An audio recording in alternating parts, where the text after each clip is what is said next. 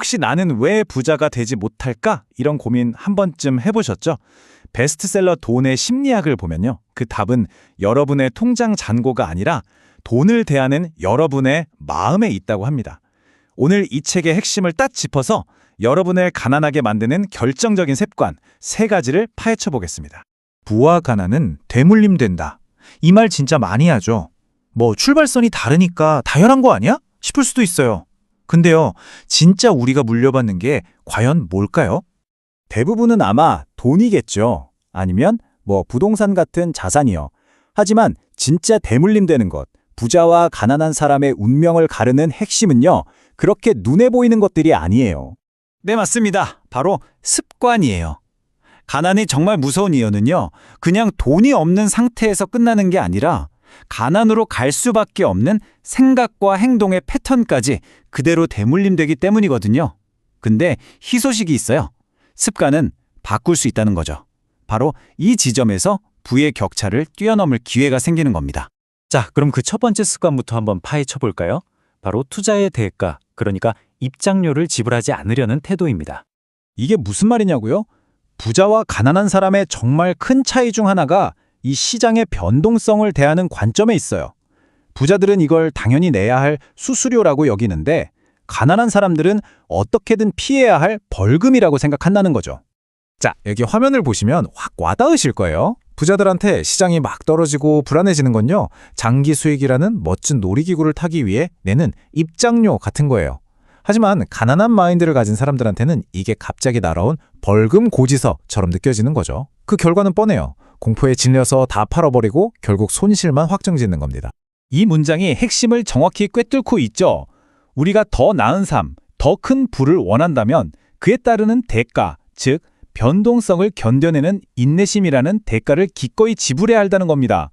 이게 바로 부자들이 가진 첫 번째 습관이에요. 자, 이제 두 번째 습관으로 넘어가 볼게요. 이건 정말 치명적인 실수인데 바로 자신의 목표와는 전혀 상관없는 다른 사람의 게임에 참여하는 겁니다. 친구가 어떤 주식으로 대박났다는 말 들으면 귀가 솔깃해지죠? 근데 거기에 혹하기 전에 스스로한테 이걸 먼저 물어봐야 해요. 나는 지금 어떤 게임을 하고 있는가? 즉, 나의 투자 목표는 뭐고 기간은 얼마나 보고 있냐는 거죠. 이 표를 보면 너무 명확하죠? 매일 수익을 내야 하는 단타 트레이더랑 10년, 20년 뒤를 바라보는 장기 투자자는 완전히 다른 규칙을 가진 게임을 하고 있는 거예요.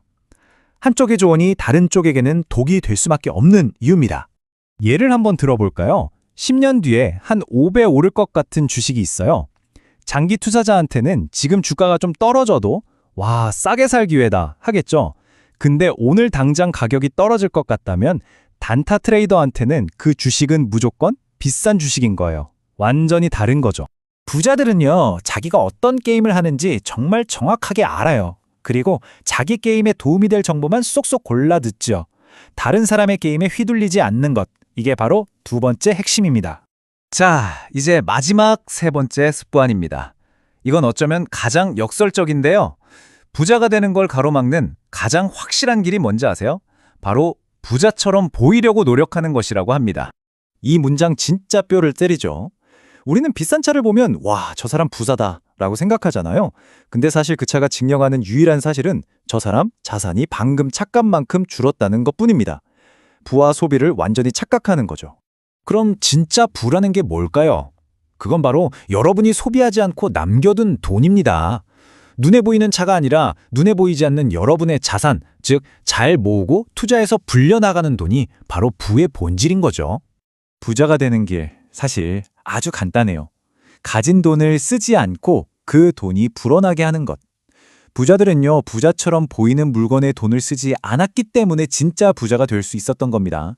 이렇게 부를 차곡차곡 쌓아가는 대신에 부자처럼 보이는 삶을 향한 조급함은 또 다른 위험한 탐욕으로 이어지게 돼요. 바로 한탕주의죠. 인생 역전을 꿈꾸면서 모든 걸 거는 몰빵 투자.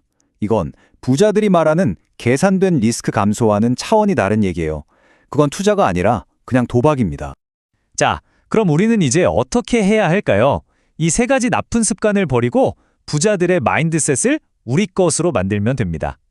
오늘 이야기한 내용을 한번 정리해 볼게요. 첫째, 투자의 대가를 기꺼이 지불하세요. 둘째, 내가 어떤 게임을 하고 있는지 명확하게 정의하세요. 그리고 마지막으로 부자처럼 보이려는 욕심을 버리고 진짜 부를 쌓는 데 집중하는 겁니다. 오늘 하루 여러분이 돈에 대해 내린 선택은 미래의 부를 위한 수수료였나요? 아니면 가난으로 향하는 욕심이었나요? 이 질문에 대한 답이 매일매일 쌓여서 여러분의 미래를 결정하게 될 겁니다. 결국 여러분의 습관이 여러분의 운명이 될 테니까요.